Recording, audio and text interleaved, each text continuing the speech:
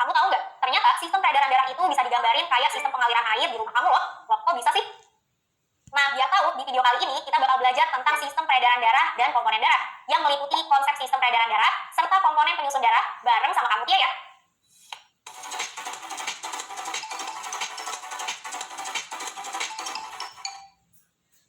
Oke, kita mulai dari konsep sistem peredaran darah dulu ya. Nah, di konsep ini kita bakal bahas mulai dari pengertian dan komponen sistem peredaran darah. Kita bahas satu-satu ya, dimulai dari pengertiannya dulu nih. Sistem peredaran darah itu apa sih, Kak? Nah, sesuai sama namanya nih, sistem peredaran darah berarti sistem organ yang tugasnya itu untuk mengedarkan atau mengalirkan darah dan zat terlarut ke seluruh bagian tubuh. Sistem peredaran darah akan mengedarkan zat terlarut pada darah, baik yang dibutuhkan tubuh ataupun yang tidak dibutuhkan tubuh. Nah, zat terlarut yang dibutuhkan sama tubuh akan diedarkan oleh sistem peredaran darah ke setiap sel tubuh yang membutuhkan. Contoh zat terlarutnya kayak oksigen, sari-sari makanan, dan hormon. Sedangkan zat yang tidak dibutuhkan tubuh bakal diedarkan dan dibuang keluar tubuh. Contohnya itu kayak karbon dioksida dan zat sisa metabolisme lainnya. Oke, sekarang coba dijawab dulu nih. Berarti bener nggak kalau ada pernyataan kayak gini? Sistem peredaran darah bertugas mengedarkan karbon dioksida dan zat sisa untuk dimanfaatkan sel-sel tubuh.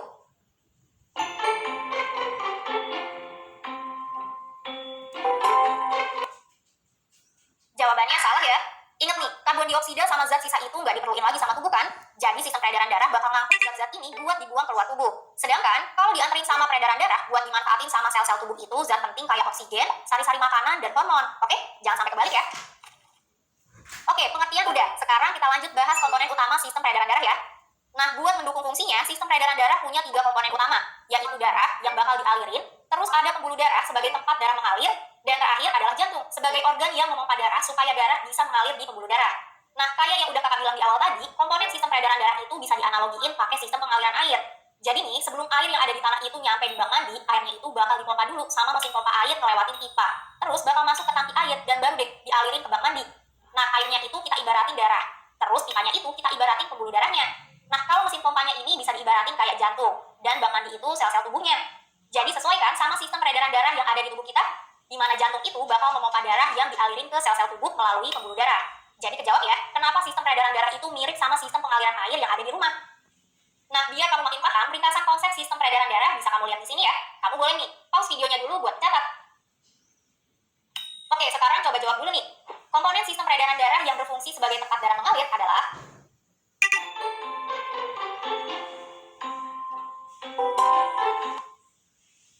jawabannya B ya, yaitu pembuluh darah. Ingat nih, pembuluh darah itu yang kayak pipa air, berarti tempat darah mengalir. Sedangkan kalau jantung itu kayak mesin pompa air, berarti fungsinya buat memompa darah, oke? Nah, konsep sistem peredaran darah udah kita bahas nih. Sekarang kita lanjut ke komponen penyusun darah ya. Jadi nih, walaupun sekilas darah itu kelihatannya kayak cairan aja, tapi sebenarnya komponen darah itu nggak cuma cairan aja loh, tapi ada sel-selnya juga. Taunya dari mana kalau ada komponen sel-selnya? Nah, ini itu bisa dibuktiin dengan cara sentrifugasi. Wah, gimana tuh, Kak? Jadi, darah yang ada di tubuh itu bakal diambil, terus dimasukin ke tabung buat disentrifugasi. Intinya, darah yang ada di tabung tadi bakal diputar-putar nih, pakai kecepatan tinggi gitu. Nah, nanti komponen darahnya bakal misah, jadi kayak gini nih. Lapisan paling atas yang warnanya bening kekuningan ini, itu komponen darah yang cair, namanya plasma darah. Terus, 2 lapisan di bawah plasma itu komponen seluler darah, yang isinya ada sel-sel darah. Yang mana di lapisan kedua yang warnanya itu putih keruk ini, ada 2 jenis sel darah, yaitu sel darah putih atau leukosit, dan keping darah atau trombosit. Terus, di lapisan paling bawah itu warnanya merah kan? Nah, ini tuh tempat sel darah merah atau eritrosit yang jumlahnya itu paling banyak. Nah, dari lapisan ini kita bisa tahu nih kalau komponen seluler darah itu ada 3 jenis, yaitu sel darah merah atau eritrosit, sel darah putih atau leukosit, dan keping darah atau trombosit. Nah, sekarang coba perhatiin gambar ini. Plasma darah ditunjukkan oleh angka.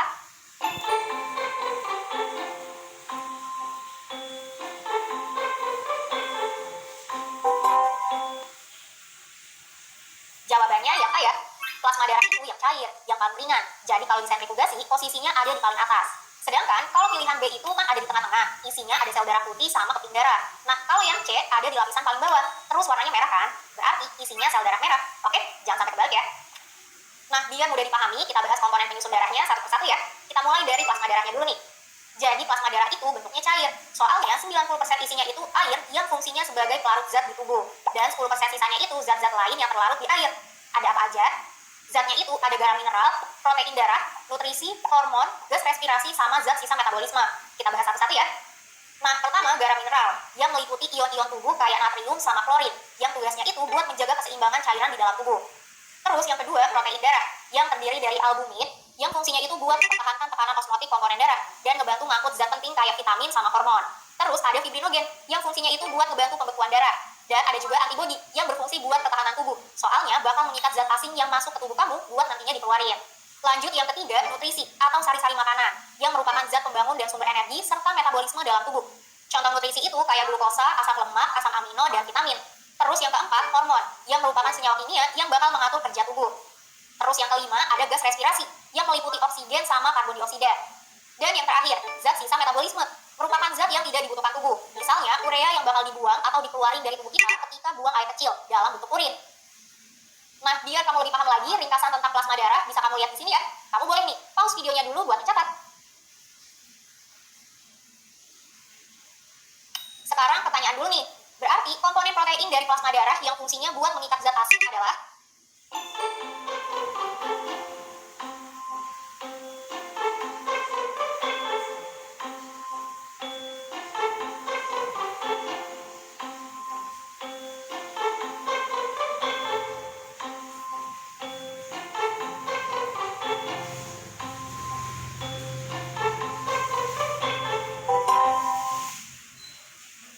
jawabannya yang D ya, yaitu antibodi.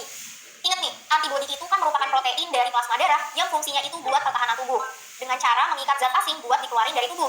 Kalau albumin itu protein plasma juga, tapi fungsinya itu buat ngebantu ngangkut zat-zat yang larut di darah. Sedangkan kalau garam mineral dan urea itu bukan komponen protein plasma darah, oke? Oke, plasma darah udah. Sekarang kita lanjut ke komponen seluler darah yang pertama, yaitu sel darah merah. Nama lain dari sel darah merah ini eritrosit, dari kata eritro yang artinya merah dan sit yang artinya sel. Tapi fungsi sel darah merah itu buat apa sih, Kak? Nah, intinya fungsi utamanya itu buat mengangkut oksigen dan sebagian kecil karbon dioksida. Coba deh kalian perhatiin, bentuk sel darah merah itu kayak gini ya. Terus karakteristiknya itu sesuai nih, kayak gambarnya. Yang pertama, bentuknya itu dikonkav, yang bentuknya kayak gini nih. Tapi tujuan bentuk cekung di tengah buat apa? Nah, tujuannya itu buat memperluas permukaan tempat oksigen bisa keluar masuk sel darah merah. Jadi keluar masuknya itu lebih mudah. Terus yang kedua, coba perhatiin lagi gambarnya. Sel darah merah itu nggak punya inti sel dan beberapa organel sel lainnya.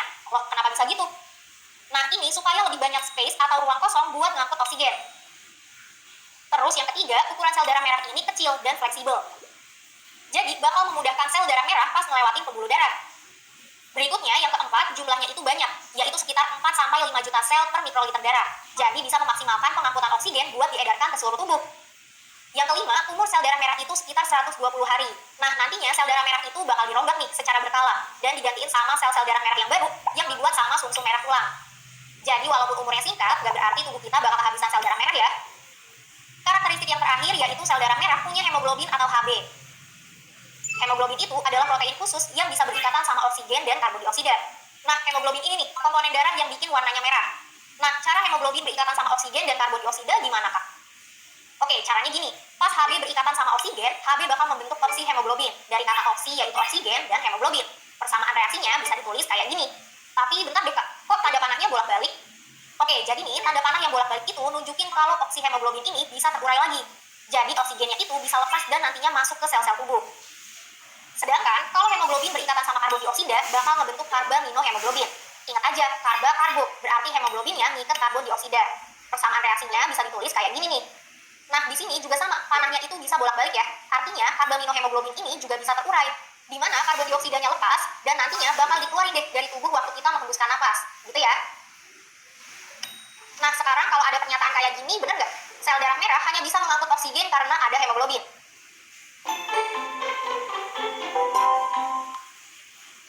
Jawabannya salah ya. Kenapa? Soalnya hemoglobin itu kan nggak cuma bisa ngikat oksigen aja, tapi bisa ngikat karbon dioksida juga. Pas Hb-nya ngikat oksigen, bakal kebentuk oksihemoglobin. Terus pas Hb ngikat CO2, bakal kebentuk karbaminohemoglobin. Oke? Oke, biar pemahaman kamu lebih oke lagi, rangkuman tentang sel darah merah bisa kamu lihat di sini ya. Kamu boleh nih, pause videonya dulu buat mencatat. Nah, sampai sini uji kemampuan dulu ya. Coba kamu perhatiin karakteristik berikut ini. Karakteristik sel darah merah yang benar yang mana aja ya?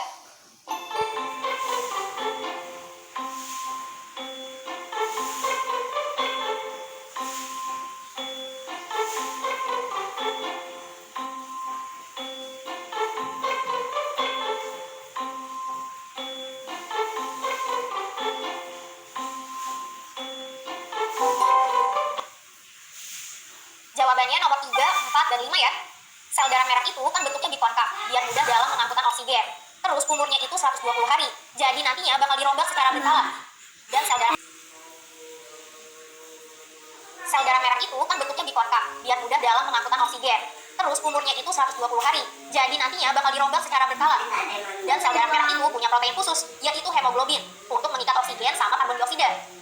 Sedangkan nomor 1 itu salah. Soalnya sel darah merah itu jumlahnya banyak. Di 1 mikroliter atau 0,00001 liter itu ada 5 juta sel darah. Dan yang nomor 2 juga salah nih. Soalnya sel darah merah itu kan gak punya inti sel, supaya lebih banyak ruang buat ngangkut oksigen. Gitu ya. Oke, sel darah merah udah. Tapi sebelum lanjut, kita